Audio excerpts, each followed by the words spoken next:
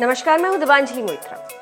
धर्म के बारे में कहा जाता है कि ये व्यक्तिगत सोच है। भारत में हर धर्म के लोग फलते फूलते हैं और सभी एक साथ भारत की संस्कृति से प्यार करते हैं। लेकिन कुछ अतिवादी ये कहते हैं कि भारत में हर धर्म फलता फूलता है, हम कुछ नहीं बोलते।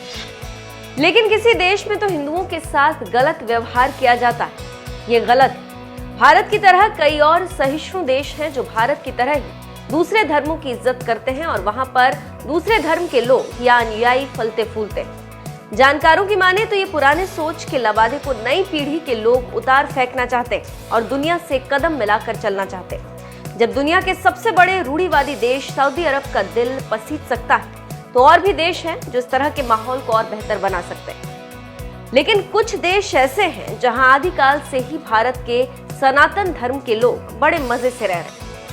इस देश का नाम है इंडोनेशिया। इंडोनेशिया में दुनिया की सबसे अधिक मुस्लिम आबादी और लोग बड़े शांत भाव से रहते हैं और यहाँ पर दूसरे धर्म के लोग भी आगे बढ़ते हैं और उनको किसी तरह की परेशानी नहीं होती। तो आज हम अपनी स्टोरी में इंडोनेशिया में बने दुनिया के सबसे बड़े मंदिर में विराजमान भगवान विष्णु के बारे में आपको बताने जा रहे हैं।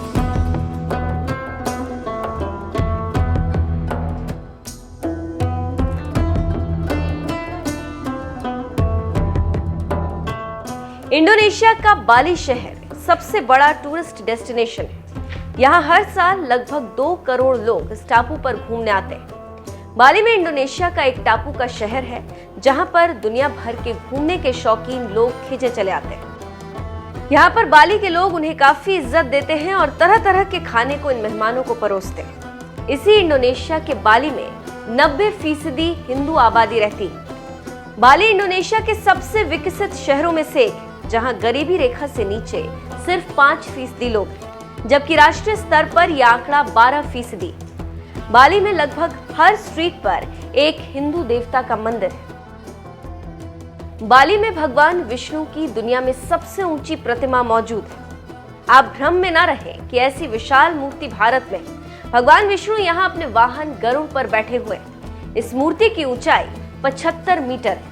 ये मूर्ति उनगासन पहाड़ी के ऊपर केंकाना सांस्कृतिक पार्क में मौजूद है। जानकारों की माने तो इस मूर्ति को अगर इसके आधार की ऊंचाई से जोड़ लें तो ये दुनिया की सबसे ऊंची तांबे की मूर्ति बनती है।